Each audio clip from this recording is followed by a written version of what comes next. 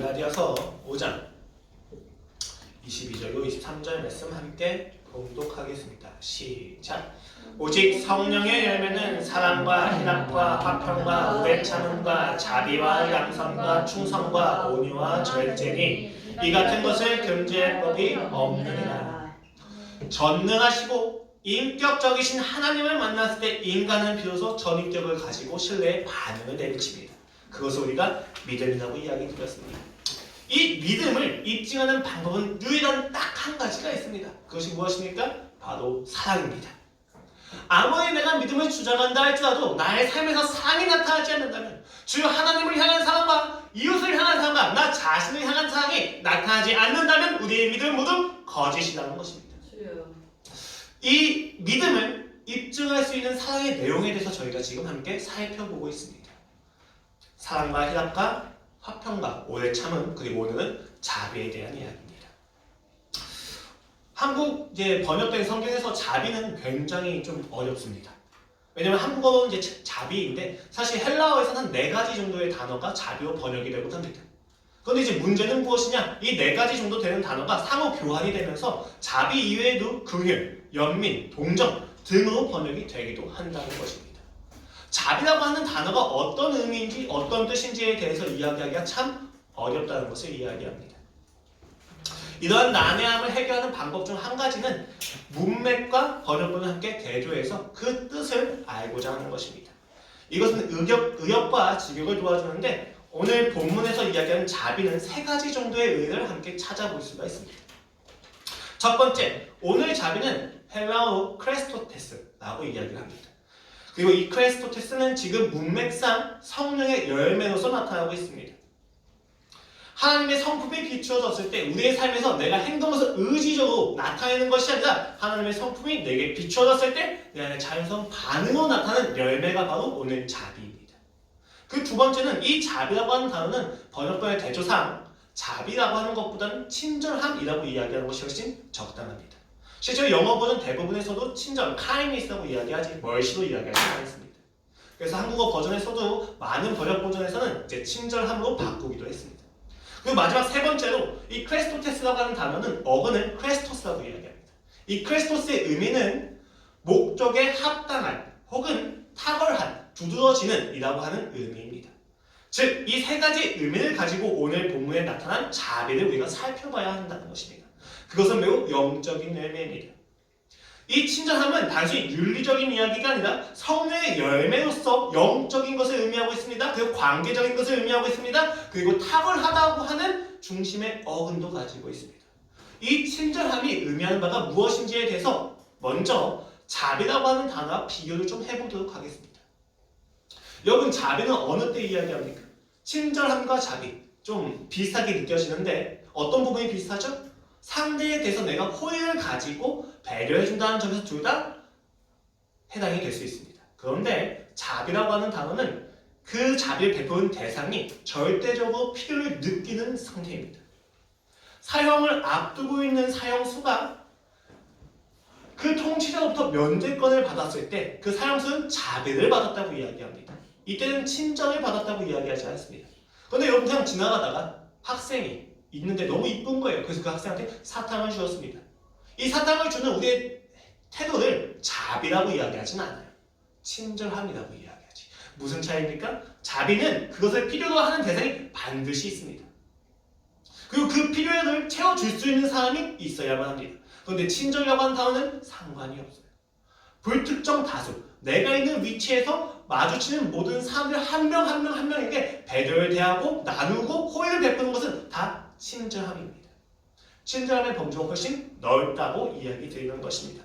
오늘 여러분의 자리에서 만나는 모든 사람들에게 여러분 자비를 베풀 수는 없습니다. 그 사람이 필요를 느끼지 않는다면 자비는 성립되지 않기 때문입니다. 그러나 자리하는 한 명 한 명마다 여러분이 배려를 가지고 호의를 대한다면 그것은 친절일 수는 있다는 것입니다. 우리는 모두 친절을 베풀 수 있는 사람입니다. 이렇게 자비하고 친절은 조금 의미가 다릅니다. 그래서 실제로 자비로 번역되는 다른 단어 엘레오스라든지 오이크티노보스라든지 이런 단어들은 어근에 동정과 연민이라고 하는 의미가 섞여져 있는데 오늘 본문에서 이야기하는 자비, 크레스토테스는 연민과 동정의 개념이 전혀 없습니다. 오히려 타고남에 대한 이야기가 조금 더 중심에 있다는 것입니다. 그렇다면 오늘 이 친절이 어떠한 한계가 있는가?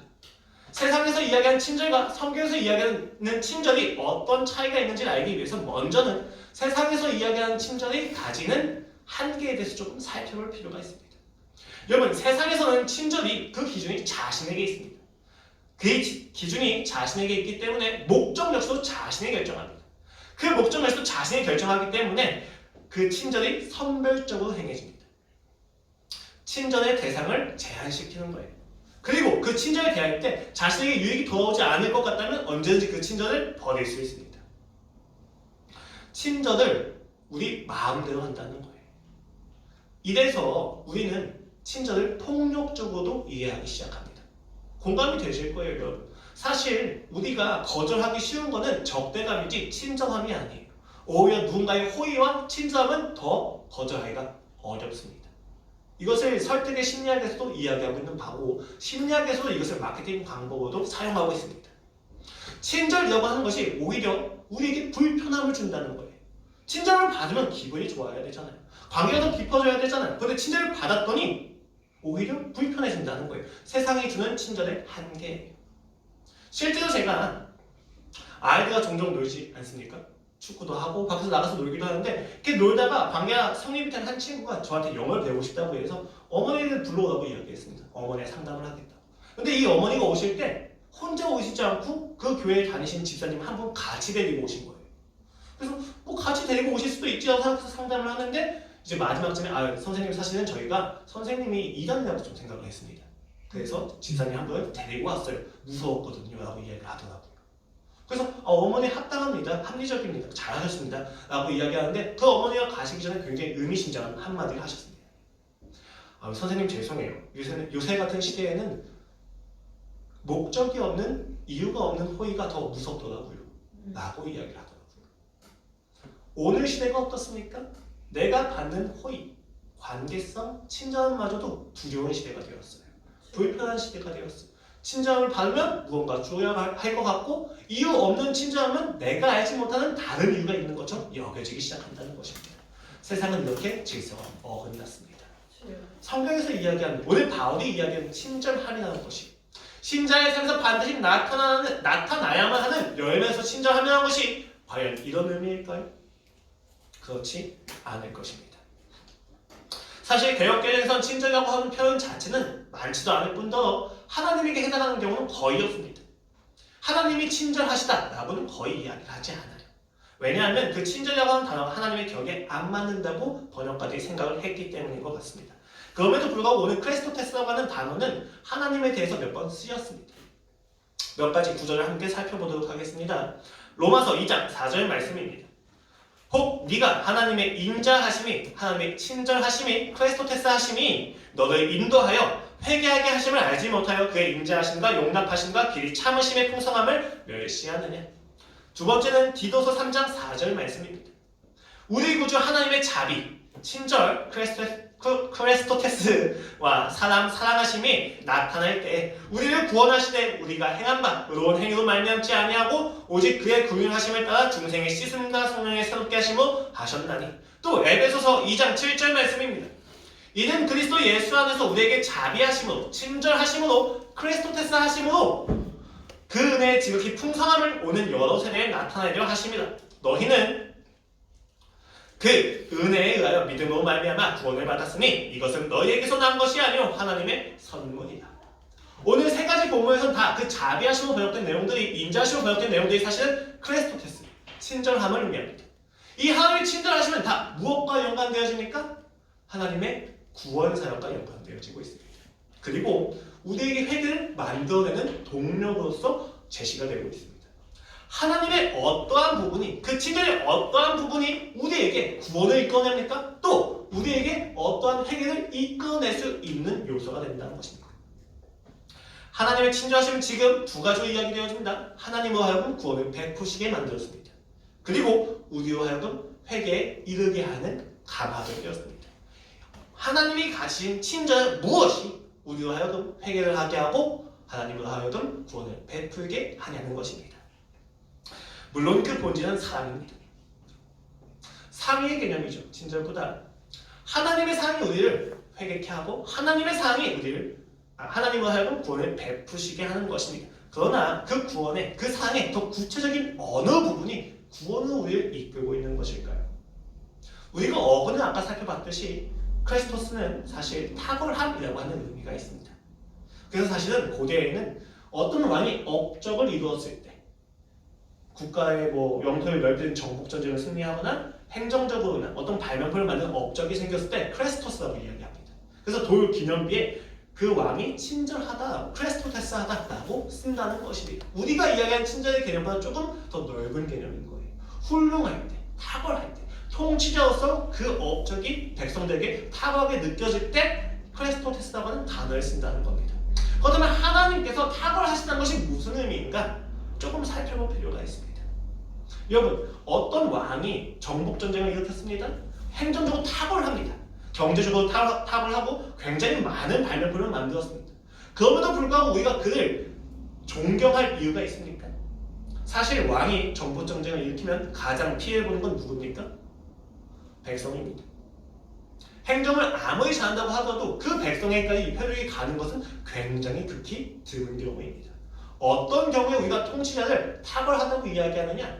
그 능력이 백성을 향한 민심을 향할 때 우리가 그를 탁월하다고 이야기합니다. 즉, 통치자가 백성을 사랑해야만 우리가 그 통치자를 탁월하다고 인정해준다는 것입니다. 조선시대의 가장 위대한 왕으로서 여겨진 자는 바로 세종대왕입니다. 그 세종대왕의 가지고 있는 가장 찬양받을 만한, 찬송받을 만한 업적은 애민정신입니다. 백성을 사랑하는 마음이라는 것입니다. 하나님의 탁월하심이 무엇이냐? 그 전능하심과 전지하심을 가지고 창조주가 창조주로서 피조물을 사랑하는 그 마음, 그것이 바로 하나님의 탁월하심입니다. 잘못되지 않습니다. 왜곡되지 않습니다. 그리고 반드시 열매를 맺는 사랑이 바로 하나님의 친절하심입니다. 이 친절하심을 조금 더 구체적으로 이야기한다면 대상을 소중히 여기는 마음입니다. 그 백성을 소중히 여기는 마음, 그 피조물을 소중히 여기는 마음이 바로 친절하심의 근본 의미입니다. 소중히 여긴다는 것은 무엇을 의미합니까? 가치로 여긴다는 것을 의미합니다. 가치로 여긴다고 했었을 때 우리의 삶엔 두 가지 현상이 나타납니다. 첫 번째는 그 가치를 위해 내가 포기하는 것이 생긴다는 것입니다.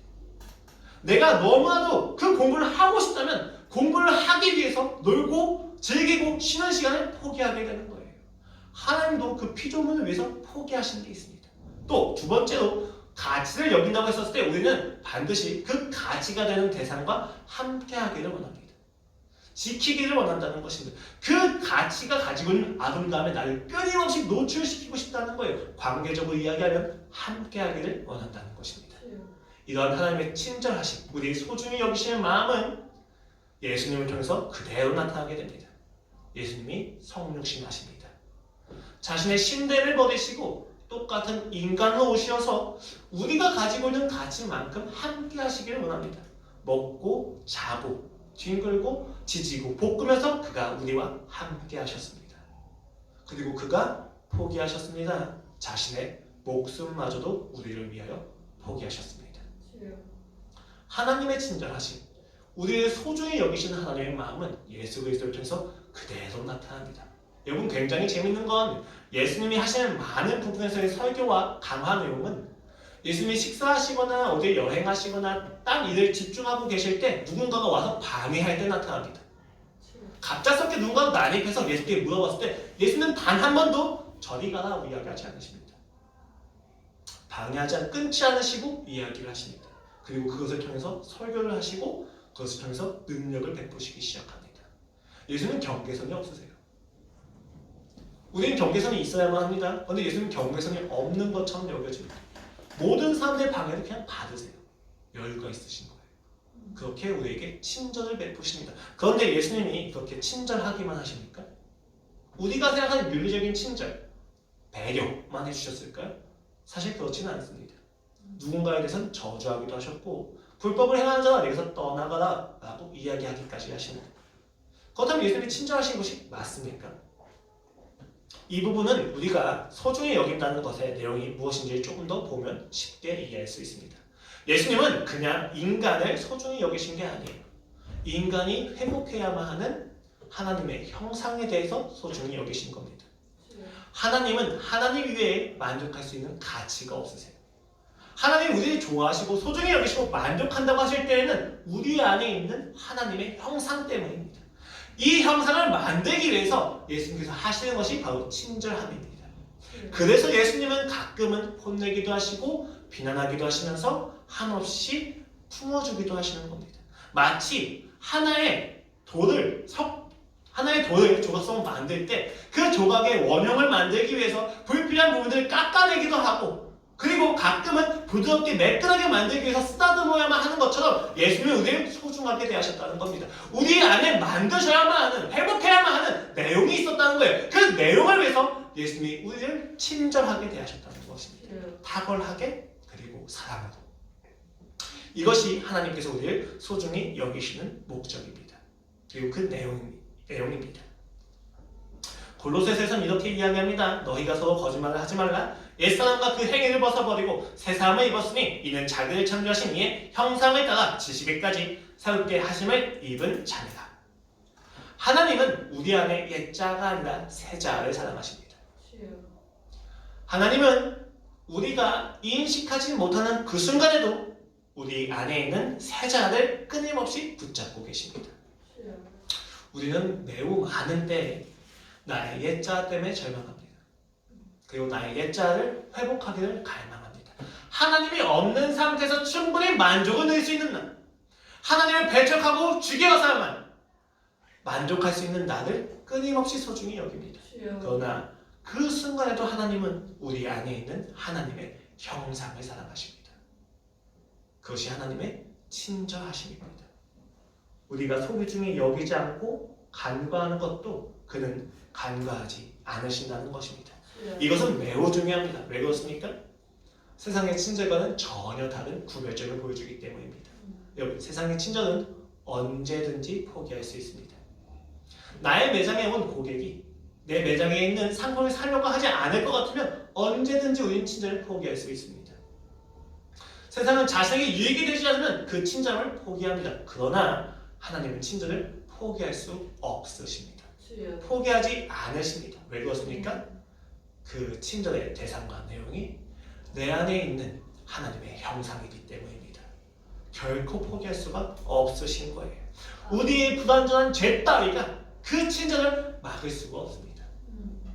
내가 가지고 있는 의지와 노력이 하나님의 사랑을 더하게 한 것이 아닙니다. 그렇기 때문에 내가 가지고 있는 죄악과 불신이 하나님의 사랑을 막을 수도 없습니다. 하나님은 우리를 끊임없이 친절하게 대하십니다. 세상에 어떤 것도 나를 소중히 여겨준 적이 없습니다. 세상에 무엇도 나를 친절하게 대할 수 없습니다. 그런데 하나님은 나를 소중하게 여겨주십니다. 그때 우리는 회개가 나오는 것입니다. 다른 것이 아니에요. 세상이 만족시켜줄 수 없는 친절 속에서 나도 나를 버렸는데, 나도 나의 인성과 자아와 인격을 버렸는데 하나님은 나의 자아와 인격과 성품을 존중해 주신다는 겁니다. 나도 나를 노예로 만들어서 누군가가 나를 폭력적으로 강압하게 보다고 살아왔는데 하나님은 끝까지 참으신다는 거예요. 끝까지 나의 의지를 기다려주신다는 거예요. 설령 그것이 실패한다 할지라도 그는 나와 함께 하시기를 포기하지 않으신다는 겁니다. 그것이 우리로 하여금 하나님에게 회개하게 만듭니다. 하나님이 누구보다 우리를 소중히 여겨주신다는 것입니다. 이 하나님의 소중히 여겨주심이 신자의 삶에서 어떻게 친절로 나타날 수 있는가? 고린도후서 6장 1절로 3절 말씀을 병행구절로 함께 살펴보면 참 재미있습니다. 오늘 갈라디아서 본문은 열매에 대한 이야기이기 때문에 이 친절이 하나님의 친절이 아니에요. 신자가 하나님의 소중히 여기심을 받고 나타내는 열매로서의 친절함입니다. 그 내용이 무엇이고 그 문맥이 무엇인가? 고린도후서 6장 1절로 3절 말씀을 보시면 조금 더 쉽게 이해할 수 있습니다. 1절 말씀입니다. 우리가 하나님과 함께 일하는 자로서 너희를 권하오니 하나님의 은혜를 헛되이 받지 말라. 이르시되 내가 은혜 베풀 때에 너에게 듣고 구원의 날에 너를 도왔다 하셨으니 보라 지금은 은혜 받을 만한 때요 보다 지금은 구원의 날이로다. 우리가 이 직분이 비방을 받지 않게 하려고 무엇이든지 아무에게도 거리끼지 않게 하고, 바울은 지금 본인이 비난받고 있다는 것을 너무나도 잘 알고 있었습니다. 본인의 사도권이 비방을 받고 비난을 받고 공격을 받고 있다는 것을 알고 있었습니다. 그래서 이 사도권에 대해서 변증하기 위해서, 변호하기 위해서, 방어하기 위해서 이와 같은 이야기를 합니다. 4절 말씀입니다. 오직 모든 일에 하나님의 일꾼으로 자천하여 많이 견디는 것과 환난과 궁핍과 고난과 매맞음과 다툼과 난동과 수고로움과 자지 못함과 먹지 못함 가운데서도 많은 핍박 가운데서도 깨끗함과 지식과 오래 참음과 자비함과 여기 자비함은 친절함입니다. 친절함과 성령의 감화와 거짓이 없는 사랑과 진리의 말씀과 하나님의 능력으로 의의 무기를 좌우해가지고 영광과 욕됨으로 그러했으며 악한 이름과 아름다운 이름으로 그러했느냐. 자신이 사도인 것을 변증하기 위해서 바울이 이야기한 건 뜻밖의 이야기입니다. 내가 얼마큼 능력이 있느냐, 내가 얼마큼 높은 지식을 가지고 있느냐가 아니라 내가 이 환난 속에서도 견디하면서 지켜내는 열매가 있단다. 그 열매가 매우 인격적이란다 라고 이야기하고 있다는 것입니다. 그렇다면 오늘 우리가 나타내야만 하는 열매로서의 친절함이 단순히 윤리적이지 않다는 것을 우리는 이해할 수 있습니다. 사도권을 변호할 수 있을 만큼의 영적인 무언가가 있다는 거예요. 그것이 무엇입니까? 여러분, 이 이야기는 육신을 반대하는 게 아니에요. 윤리를 반대하는 게 아니에요. 윤리를 넘어서는, 그리고 윤리는 제한할 수 없는 신자의 인격적인 열매여서 친절함이 있다는 것입니다. 그냥 단순히 누군가한테 미소 지어주고 배려해주고 내 별 포기하는 그런 정도가 아니에요. 세상이 감히 거절할 수 없는 친절함이 있다는 것입니다. 그렇다면 영적으로 친절하다는 것은 무슨 의미입니까? 윤리적이지 않다가 아니에요. 윤리를 넘어서는 겁니다. 영적으로 친절하다는 것은 영적으로 영적인 내용을 소중히 여긴다는 것입니다. 여러분, 성경에서 육체적이다, 육체가 사망과 함께 여겨진다라고 했을 때 이 육체는 실제 육신을 의미하는 게 아니에요. 물론 그 의미도 있습니다. 그러나 이 육체에 대한 이야기는 대부분 하나님을 떠나서 자기의 수단과 방법과 자신의 목적을 이루기 위해서 자신이 주장하는 인생, 그 가치관을 육체된 인생이라고 이야기합니다. 육신된 가치관이라고 이야기합니다. 그러므로 영적인 가치관이란 건 하나님의 방법과 하나님의 때에 하나님의 가치관으로서 살아가는 인생입니다. 그러므로 그 하나님의 가치관에 맞는 친절의 방법이 있다는 거예요. 하나님께서 보시는 소중히 여기신 내용을 우리가 똑같이 소중히 여겨야 한다는 것입니다. 하나님의 친절이 무엇이라고 이야기했습니까? 내 안에 나를 소중히 여겨주시는 거라고 이야기했어요. 그 내용은 하나님의 형상입니다. 그렇다면 신자가 해야 되는 친절함은 무엇이냐? 상대 안에 있는 소중히 여겨야만 하는 내용을 정확히 보는 거예요. 하나님이 아니면, 하나님과의 관계가 아니면 죽었다 깨어도 볼 수 없는 가치가 인간에게 있다는 거예요. 그냥 단순히 그 사람에게 내가 어떤 유익을 얻기 위해서, 그냥 그 사람이 좋아서, 아름다워서, 이뻐서가 아니라 그 사람 안에 포기할 수 없는 하나님의 무언가가 있다는 것입니다. 그것에 대해서 내가 소중히 여기는 마음이 바로 친절함입니다. 이 이야기는 내가 소중히 여겨야 할 무언가를 보지 못한다면 결코 친절할 수 없다는 것을 의미합니다. 아무리 미소 지어도 그것은 친절이 아닙니다. 아무리 잘해줘도 사랑이 아닙니다. 봐야만 하는 가치가 있어요. 내용이 있어요. 그 내용이 무엇일까요? 여러분, 교회 안에서 얼마나 많이 이웃을 사랑하라고 들었습니까? 친절해야 된다, 이웃에게 잘해줘야 된다 라고 이야기 들어왔습니까? 아마 그 이야기 들으시면서 여러분은 굉장히 많은 횟수를 가지고 결단하기도 했었을 겁니다. 내가 잘해야지, 사랑해야지, 친절해야지, 내가 가정에서부터 직장에 이르기까지 내가 잘해야 돼, 내가 이웃에게 모범을 보여야 돼 라고 하는 율법을 가득하게 배워왔을 것입니다. 되십니까?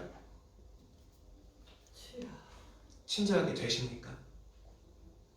현실 앞에 가면 그 인간의 모습만 봐도, 호흡만 느껴도 열불이 납니다. 미쳐버릴 것 같아요. 내가 분명 교회에서 은혜 받았을 땐 사랑을 이야기하고 고백했는데 그냥 보는 순간 그냥 다 없어져요. 야, 저 인간은 왜 숨을 쉬고 있을까? 이름도 없어집니다. 뭐만 남아요? 인간이라고는 정말 남아요. 저 인간은 이상한 이야기죠. 왜 그토록 결단했는데도 안 됩니까? 여러분, 여기서 문제는, 진짜 문제는 결단해서 안 되잖아요? 그럼 나 자신을 정죄해요. 자책합니다. 자책의 그 끝에 이르죠? 그러면 견딜 수가 없기 때문에 분노합니다. 분노하면서 상대가 나의 친절을 받지 않아도 되는 그것을 끊임없이 찾습니다. 다툴 수밖에 없는 거예요. 친절이라고 하는 이 열매를 율법에 의하면 교회 안에는 다툼이 가득해집니다. 무엇을 소중히 여겨야 되는지 보지 못하고 있는 상태예요. 고린도후서 아까 이야기했던 그 8절 후반부부터 10절까지 보도록 하겠습니다. 우리는 속이는 자 같으나 참되고 무명한 자 같으나 유명한 자요 죽은 자 같으나 보라 우리가 살아있고 징계를 받는 자 같으나 죽임을 당하지 아니하고 근심하는 자 같으나 항상 기뻐하고 가난한 자 같으나 많은 사람을 부유하게 하고 아무것도 없는 자 같으나 모든 것을 가진 자보다. 이상하지 않습니까? 사도권을 변명하고 있었습니다. 내 인격이 나의 사도를 입증한다고 이야기했습니다. 근데 이 인격이 어떻게 표현되고 있습니까? 너희는 나를 가난하다고 이야기하고 속인다고 이야기하고 죽은 것 같다고 이야기하지만 난 죽임당하지 않는다. 난 가난하지 않다. 나는 징계를 받는 자가 아니며 죽임을 당하는 자가 아니며 항상 기뻐하고 가난 가운데서도 많은 사람을 부유하게 하며 아무것도 없는 것 같지만 모든 것을 가진 자가 이야기하고 있습니다. 여러분 친절 가운데 봐야 하는 것은 사실 제일 먼저는 상대방 안에 소중하게 여김을 받는 것이 아니라 내가 하나님께 소중히 여김받고 있는 게 있다는 것입니다. 성경이 이야기하는 친절은 선후가 다릅니다. 상대방 안에 친절하게 여겨줘야만 하는 것을 발견해서 친절하게 대해주는 게 아니에요. 그가 내가 가지고 있는 인격을 아무리 무시한다 할지라도 그가 나를 인정하지 않는다 할지라도 그가 나를 거절한다 할지라도 그럼에도 불구하고 포기할 수 없고 확신할 수밖에 없고 흔들릴 수 없는 내 안에 가치가 있다는 것입니다. 네가 아무리 나를 무시해봐 나는 하나님께서 소중히 여기는 자다.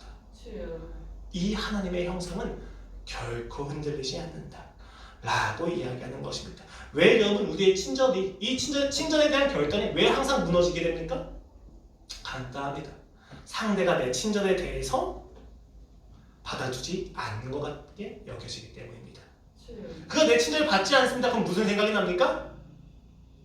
야, 너도 나를 소중하게 여겨줘야 되잖아 라고 하는 대한 욕구가 절망이 됩니다. 너도 나를 소중하게 여겨주지 않아? 그 순간부터 어떤 욕구가 나타나기 시작합니까? 방어 기제가 올라옵니다. 나는 충분히 소중히 여김을 받아야 하는 사람이야. 내가 너한테 지금까지 이렇게 해왔잖아 라고 하는 자기화가 확 올라오게 돼요. 그러면 그 끝은 다툼일 수밖에 없습니다. 여러분 왜 우리가 친절을 이야기할 때 내가 먼저 소중히 여김을 받고 있다는 것에 대한 분명한 확신이 필요합니까? 그게 없으면 나의 친절은 상대의 반응에 끊임없이 흔들리기 때문입니다. 상대가 내 친절을 받지 않아서 내가 친절을 베푼 만큼 상대가 나를 소중히 여겨주지 않아 라고 하는 순간부터 우리는 죄의 질서에 빠지게 됩니다. 나를 보호해야만 하는 거예요. 그런데 바울은 이런 이야기 시작하는 거예요. 야, 먼저는 내가 온전하게 소중히 여김을 받고 있단다. 나는 하나님에게 완전하게 사랑을 받고 있단다. 저 상대가 너의 안에 있는 소중히 여김 받아야만 하는 내용들 아무리 무시한다고 하더라도 이 사람은 결코 취소할 수 없단다 라는 것을 발견하게 되자 우린 여유가 생깁니다. 그래 네가 내 친절을 받지 않아? 좋아. 그런데 네가 날 받지 않는다고 해서 난 무너지지 않아. 네가 나를 인정해주지 않는다고 해서 난 분노하지 않아. 왜? 이 친절이라고 하는 가치가 더 소중하기 때문입니다. 여러분 세상은 친절을 수단으로 여깁니다. 내가 원하는 목적을 이루기 위한 수단이에요. 친절하라. 심지어 자본주의 논리를 가지고도 친절을 이야기합니다. 이타적인 사람이 더 성공을 잘한다. 성경은 친절을 수단으로 이야기하지 않아요. 성경은 친절을 특권으로 이야기합니다. 신자가 가진 열매, 권리, 포기할 수 없는 거예요. 네가 아무리 나를 적대적으로 대한다 할지라도 내 안에 있는 친절한 이 마음은 결코 막을 수 없을 거란다. 왜냐하면 이 친절함은 하나님께서 나를 친절히 여기시기 때문이다. 그것을 볼 때 우리는 친절할 수 있습니다. 왜? 그가 내 안에 소중히 여기신 그 가치가 그 사람 안에 동일하게 있기 때문입니다. 이 이야기 조금 더 깊이 해보도록 하겠습니다. 이어서 바울이 이렇게 이야기합니다. 14절 말씀입니다. 너희는 믿지 않는 자와 멍에를 함께 매지 말라. 의와 불법이 어찌 함께하며 빛과 어둠이 어찌 사귀며 그리스도와 벨리약이 어찌 조화되며 믿는 자와 믿지 않는 자가 어찌 상관하며 하나님의 성전과 우상이 어찌 일치가 되리요. 우리는 살아계신 하나님의 성전이라. 이와 같이 하나님께서 이르시되 내가 그들 가운데 거하며 두루 행하며 나는 그들의 하나님이 되고 그들은 나의 백성이 되리라. 두 가지 가치가 함께할 수 없다고 이야기합니다. 하나님과 우상은 함께할 수 없습니다. 이 이야기가 단순히 신자로 하여금 세상에서 벗어나라고 이야기하는 게 아닙니다. 이 이야기를 잘못 이해하면 신자가 거룩하기 위해서 세상을 떠나야 돼 라고 이해를 할 수 있습니다. 그렇지 않습니다. 이 말을 바울이 하는 까닭은 야 너희가 이 세상에 나가서 아무리 조롱당하고 아무리 비난당하고 너희의 친절과 호의와 그 정과 사랑이 아무리 거절당한다 할지라도 너희 안에 있는 하나님의 사랑은 결코 취소되지 않는다는 것에 대한 확신입니다. 그런데도 불구하고 너희가 하는 그 친절의 절망을 할 때마다 너희는 알아야 된다. 무엇을 알아야 합니까? 너희의 주인이 지금 하나님이 아니란다. 왜 우리의 친절이 끊임없이 결단으로 끝납니까? 그 친절의 근거가 내 열심이기 때문입니다.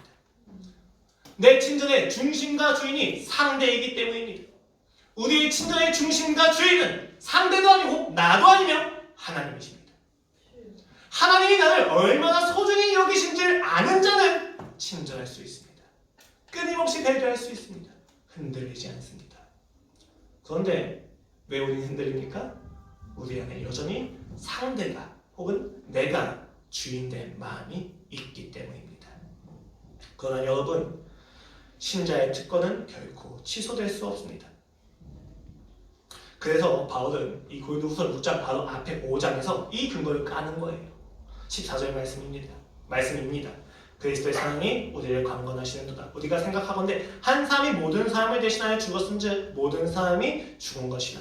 그가 모든 사람을 대신하여 죽으심은 살아있는 자들로 하여금 다시는 그들 자신을 위하여 살지 않고 오직 그들을 대신하여 죽었다가 다시 살아나신 이를 위하여 살게 하려 합니다. 그러므로 우리가 이제부터 어떤 사람도 육신을 따라 알지 아니하노라. 비록 우리가 그리스도도 육신을 따라왔으나 이제부터는 그같이 알지 아니하노라. 그런즉 누구든지 그리스도 안에 있으면 새로운 피조물이다. 이전 것은 지나갔으니 보라 새 것이 되었도다.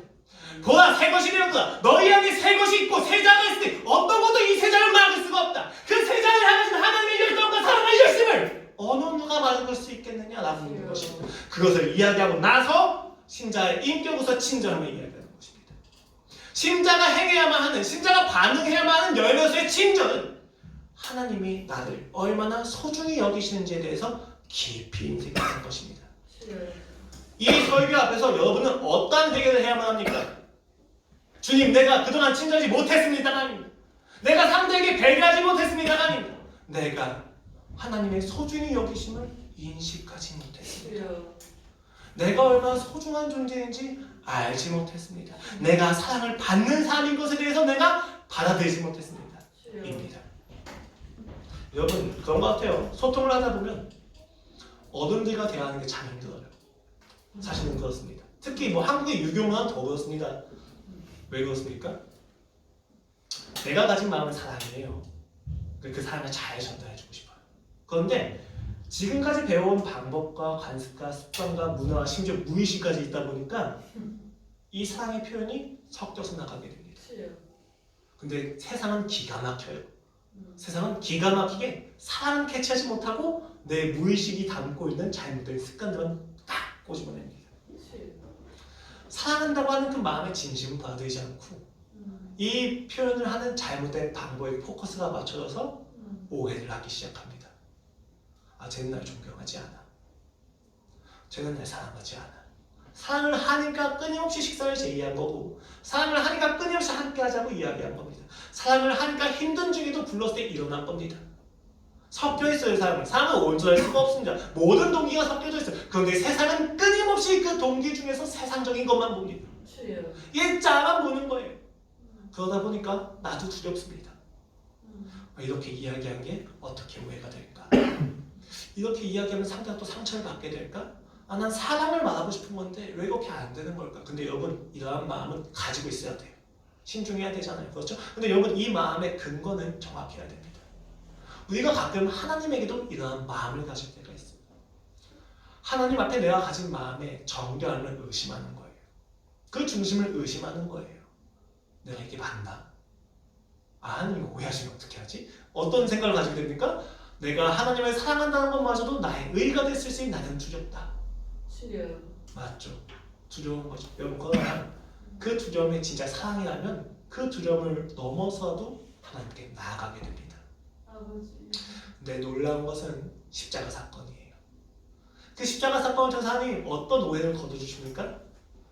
네가 아무리 잘못 말한다 할지라도 나는 너의 마음의 중심을 안단다. 마음의 중심을 아시는 하나님, 이런 이야기 듣고 내 중심을 정결하게 해야 될까? 아니에요. 내가 아무리 잘못 표현한다 할지라도 그는 나를 아시는구나. 내가 아무리 잘못 방법을 알고 있다 할지라도 하나님은 내 마음의 중심을 아시는구나. 거기서 사랑을 경험합니다. 당신은 나를 있는 그대로 받아주시네요. 오늘 본문의 자비는 결론적으로 친절함이라고 번역을 해야 합니다. 그것이 더 자연스럽습니다. 이 친절을 열매 맺게 하는 하나님의 친절은 무엇입니까? 창조주 하나님께서 구원을 베푸신 동력이며 인간으로 하여금 회개를 만들게 하는 동인입니다. 무엇이 그것을 가능하게 합니까? 하나님이 우리 안에 있는 새 자아를 소중히 여겨주시는 것을 통해서 그것이 가능합니다. 그 친절하심을 예수 그리스도께서 이 땅에서 그대로 보여주셨습니다. 이 예수 그리스도의 구원사, 구속사를 본 신자는 친절의 열매를 맺습니다. 자신 안에 지켜야만 하는, 확신할 수밖에 없는 여유가 생기는 거예요. 상대의 반응과 상대의 상태에 따라서 바뀌는 친절이 아니라 내 안에 확신을 가지고 흘러넘치는 친절을 할 수 있게 된다는 것입니다. 이 친절은 상대를 소중히 여겨주는 것입니다. 매우 어렵습니다. 상대가 원하는 사랑의 방법이 다르기 때문입니다.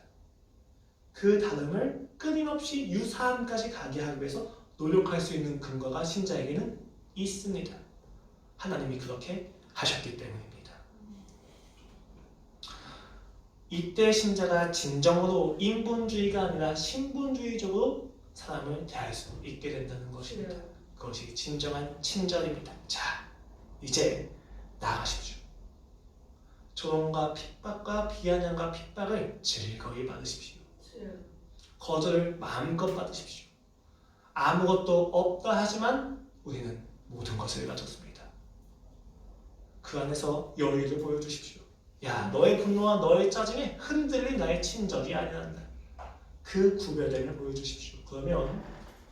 그러면 상대가 나중에 항복하게 됩니다. 도대체 무엇이 너로 하여금 나를 끊임없이 사랑하게 만드는지 난 모르겠다. 그때 우리가 이야기해주는 겁니다. 하나님의 사랑이 나를 그렇게 구원하셨어. 그럼 그가 예수 그리스도를 바라보게 되는 것입니다. 이 여유가 필요해요. 이 확신이 필요합니다. 가끔 아이들 가르치다 보면 아이들이 저를 조롱합니다. 놀리는 게 아니라 조롱합니다. 제가 여기 못생겼다고 이야기하면서 저의 아내가 성인군자라고 이야기합니다. 선생님을 보살펴주는 아내는 정말 위대하신 분이에요. 선생님 조금만 더 못생기시면 아내가 이혼할 수도 있어요 라고 이야기합니다. 그럼 그 이야기 듣고 제가 좀 기분이 나쁘잖아요. 그렇죠? 근데 사실 그렇게 기분이 안 나빠요. 왜요? 왜 그런 여유가 있습니까? 이 아이들이 그렇게 이야기한다고 해서 저희 아내가 저를 버리지 않는 것이 확실하기 때문입니다. 여기서 아멘이 나와야 돼요. 안 그러면 큰일 납니다. 아이들이 놀리는 내용대로 저희 아내가 저를 버리지 않을 것에 대해서 저는 확실히 알고 있습니다. 그 확실히 알고 있으니까 이 여유가 아이들을 어떻게 보게 합니까? 아이들이 저렇게 날 놀리는 이유는 나랑 친해지고 싶어서구나. 그럼 거기서 가끔 지도해주기도 하고 교정해주기도 하고 지적해주기도 하면서 같이 어울려줍니다. 아, 이 아이가 나를 이렇게 대하는 건 두려워서 그렇구나. 이 아이가 내 앞에서 계속 딴 얘기를 하는 건 불안해서 그렇구나. 여러분, 여유가 생기면, 확신이 생기면 해석이 됩니다. 상대가 이야기한 걸 그대로 받지 않게 돼요. 여러분, 똑같아요. 내가 하는 말이 상대한테 오해가 될까 두렵잖아요. 상대도 나한테 할 때 두려움이 있습니다. 그러니까 말하기 쉽지가 않은 거예요. 그런데 우리가 그것을 정확히 캐치해줄 때 사람은 감격합니다. 전도는 여기서 일어나는 거예요. 나도 모르는 나의 마음을 집어줄 때. 하나님께서 우리에게 이렇게 해주셨잖아요. 주님, 왜 이렇게 날 힘들게 하십니까? 주님, 왜 이런 상황을 내게 허락하십니까? 하나님이 존재하는 것이 맞습니까? 내가 하늘을 향하여 침을 뱉고 돌아가고 싶습니다. 내가 하나님 믿지 않던 대로 돌아가고 싶습니다. 내게 하나님의 이름과 하늘의 사랑을 이야기하지 마십시오. 당신은 내게 핍박자이고 심판자입니다 라고 하는 게 나의 원망과 불평을 쏟아놓았을 때 하나님은 여유를 가지시고 아파하시면서 제게 이렇게 이야기하십니다. 그래 영로가 네가 날 많이 만나고 싶었구나. 아니요 주님, 난 당신이 싫어요. 날 더 이상 사랑하지 마세요. 당신 사랑이 나를 고통스럽게 하는 것을 내가 너무 잘 알고 있어요. 날 더 이상 사랑하지 마주세요 하나님. 이라고 할 때 하나님은 이야기하십니다. 영로가 네가 참 나를 사랑하고 싶구나. 네가 이 삶이 참 귀하고 소중하고 어떤 것인지 경험하고 싶구나. 영로가 내가 다 안다. 라고 할 때 그때 우리는 마음이 무너져 내리는 겁니다. 맞아요 주님. 사실은 주님을 더 알고 싶어요. 알고 싶은데 현실이 놓치가 않으니까 내가 너무 슬픕니다. 주님 나를 만나주세요. 그래 내가 오늘 너의 집에 임할 것이다. 우리가 가진 친절이 이런 형태로 나타나야만 합니다. 사람에게 하는 친절이 열심과 억지와 억압이 아니라 조소가 아니라 냉소가 아니라 상대가 이야기하는 말을 정확히 캐치할 수 있는 여유에서 나오게 되어야 합니다. 먼저 여러분 안에 소중히 여김받고 있는 내용이 있다는 것을 정확히 하십시오. 그 하나님과의 관계를 정확히 하십시오. 그 원천을 떠나면 친절은 다 무너지게 됩니다. 그 하나님을 깊이 묵상하십시오. 상대가 나를 힘들게 할 때마다 정확히 하십시오. 나의 친절의 근거는 저 사람이 아니야. 끊임없이 인식하면서 이 부분을 훈련하셔야만 합니다. 내가 친절을 훈련한다는 것은 어떻게 하면 더 배려할 수 있는 말투를 가질까가 아니에요. 어떻게 하면 더 괜찮은 미소를 지어줄까가 아닙니다. 우리가 친절을 훈련한다는 것은 그 친절을 뿜어낼 수밖에 없는 원천이신 하나님과의 관계를 튼튼히 한다는 것입니다. 이 세상을 살면 끊임없이 있고 끊임없이 속습니다. 그러나 속지 마십시오. 우리의 친절의 근거는 하나님입니다. 내가 가진 능력도 아니며 상대가 가진 여유도 아닙니다. 사랑받을 만한 내용도 아닙니다. 우리의 친절의 근거는 내가 얼만큼 소중히 여김받고 있는지를 아는 만큼 나타나게 됩니다. 만약 여러분의 삶에서 친절에 실패하셨습니까? 다시 하나님께 돌아가십시오. 그만큼 내가 소중히 여김받은 경험이 없기 때문입니다. 그 하나님이 지금 기다리고 계십니다. 영로가 나는 지금 기다리고 있단다. 돌아가십시오. 다시 돌아가십시오. 실패하더라도 돌아가십시오. 절망하는 만큼 돌아가십시오. 아픈 만큼 돌아가십시오. 슬프고 짜증이 나서 나의 의가 넘쳐 올라올 것 같은 것만큼 돌아오십시오. 어떤 이유를 댄다 할지라도 여러분은 돌아가셔야만 합니다. 이 부분을 훈련하셔야만 합니다. 왜냐하면 그가 우리를 기다리고 계시기 때문입니다. 친절하기만 합니다. 기도하시겠습니다. 하나님 아버지, 오늘도 우리의 삶에서 나타나야만 하는 친절의 열매가 무엇인지를 함께 보았습니다. 주님, 나를 소중히 여기십니까? 그런데 나의 상황은 왜 이렇습니까? 왜 나를 이렇게 힘들게 하십니까? 나는 우리의 불평과 원망 속에서 주여 진짜 내가 가지고 있는 갈망을 드러내 보여주십시오. 내 마음의 중심을 확인해 주십시오. 주여 내가 아무리 많은 비난과 아픔과 원망을 토해낸다 할지라도 당신은 내 마음의 중심을 아십니다. 내 마음의 중심은 예수 그리스도이기 때문입니다. 주님을 더 알고 사랑하고 싶은 마음을 칭찬해 주십시오. 주님, 그 소중히 여기심 속에서 우리가 힘을 가집니다. 그 소중히 여기심 앞에서 우리가 회개합니다. 주여, 이제 그 기다리심이 헛되지 않기를 갈망합니다. 우리가 돌아가겠습니다. 세상과 나로부터 주님을 향하여 돌아가겠습니다. 이제 나를 만나주시옵소서. 이제 나를 깊이 어루만져 주시옵소서. 그 안에서 우리가 힘을 가질 수 있습니다. 아버지 감사하며 예수 그리스도의 이름으로 기도드렸습니다. 아멘.